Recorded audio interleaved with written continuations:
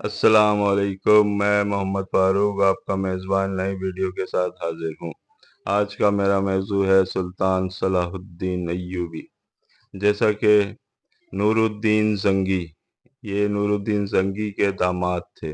نور الدین زنگی پہلے صلیبی جنگیں لڑتے رہے اور ان کے انتقال کے بعد پھر حضرت سلطان صلاح الدین ایوبی رحمۃ اللہ علیہ نے صلیبی جنگوں کا آغاز کیا۔ 1174 میں آپ نے صلیبی صلیبی جنگوں کا۔ سب سے پہلے سلطان صلاح الدین ایوبی نے چھوٹے چھوٹے قلعے جو عیسائیوں کے تھے ان کو فتح کرتے رہے، جو لبنان، مصر اور شام، ان کو سب فتح کرنے کے بعد سلطان صلاح الدین ایوبی کی حملوں میں تیزی اس وقت آئی جب ایک قافلہ حج کو جا رہا تھا مسلمانوں کا، تو اسے عیسائیوں نے لوٹا اور یرغمال بنا لیا، جس کا جو کیا نام ہے جرنیل تھا وہ آرننڈ تھا۔ تو آرننڈ نے ان سب کو یرغمال بنا لیا۔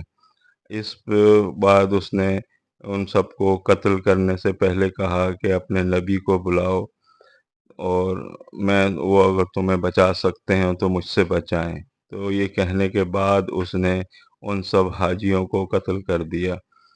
اب جب اس کی اطلاع سلطان صلاح الدین ایوبی کو پہنچی تو سلطان صلاح الدین ایوبی سیخ پا ہو گئے، اور اس کے بعد انہوں نے بڑی جنگ کی تیاری کی، اور پھر اس کے بعد سلطان صلاح الدین ایوبی اپنی فوجیں لے کر حطین کی جنگ، یہ بڑی جنگ کہلاتی ہے، حطین کی جنگ، سلطان صلاح الدین ایوبی وہاں پہنچ جاتے ہیں، اور اس کے بعد جو عیسائی وغیرہ ہوتے ہیں وہ کوئی بھی سامنے نہیں آتے۔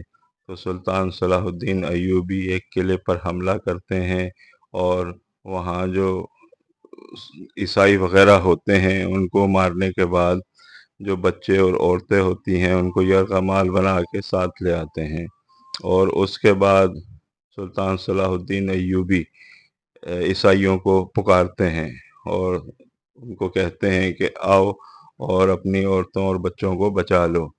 اس پر سارے عیسائی جمع ہو کر حطین کے مقام پر جمع ہو جاتے ہیں اور لاکھوں کا لشکر لے کر وہاں پہنچ جاتے ہیں۔ سلطان صلاح الدین ایوبی عورتوں اور بچوں کو تو آزاد کر دیتے ہیں، یہ ان کی ایک چال ہوتی ہے صرف ان کو بلانے کی۔ جب وہ سب جمع ہو جاتے ہیں تو اس کے بعد جنگ شروع ہوتی ہے، اور سلطان صلاح الدین ایوبی بہت مہارت اور حکمت کے ساتھ وہ جنگ لڑتے ہیں۔ اس جنگ میں مسلمان یہ فتح یاب ہوتے ہیں اور تقریباً لاشوں کے انبار لگ جاتے ہیں، یعنی کہ عیسائیوں کی لاشوں کے انبار، اور ایک ایک مسلمان سپاہی 30 تقریباً سپاہیوں کو رسیوں سے باندھ کر اور اکیلا کھینچ کر لے جا رہا ہوتا ہے۔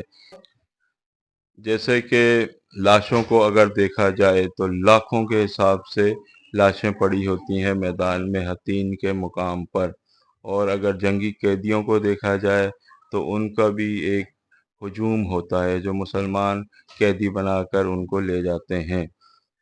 تو اس کے بعد وہ آرننڈ جس نے کہا تھا کہ اپنے نبی کو بلاؤ صلی اللہ علیہ وسلم، تو وہ بھی ہاتھ لگ جاتا ہے، اور بادشاہ جیفری بھی اس جنگ میں یرغمال بن جاتا ہے۔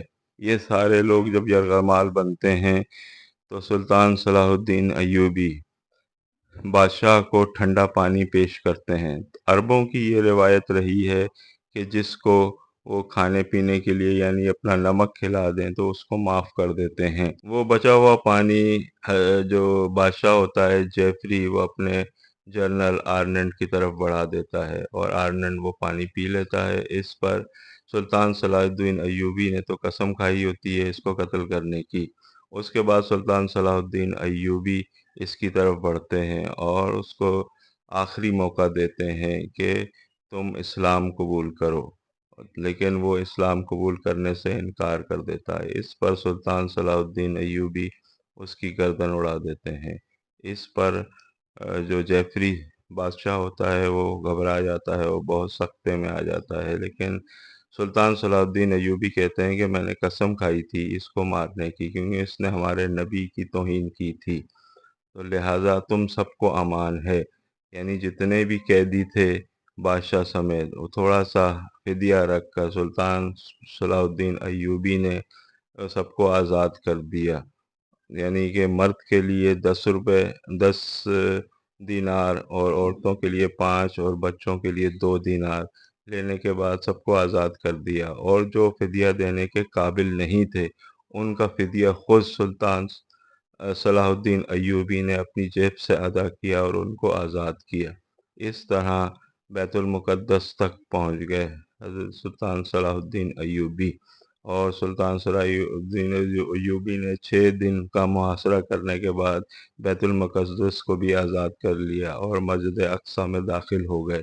مسجد اقصی میں عیسائیوں نے سور وغیرہ آدھی حصے میں پال رکھے تھے اور آدھے کو بیت الخلا بنایا ہوا تھا۔ اس کو گلاب کے پھول اور آب زمزم سے سلطان صلاح الدین ایوبی نے دھویا، پاک کیا اور اس میں نماز ادا کی۔ ان الفاظ کے ساتھ میں اپنی ویڈیو کا اختتام کرتا ہوں۔ اگر ویڈیو آپ کو پسند آئی تو سبسکرائب کریں اور لائک کریں تاکہ آئندہ آنے والی تمام ویڈیو آپ تک بر وقت پہنچ سکیں۔ اللہ حافظ۔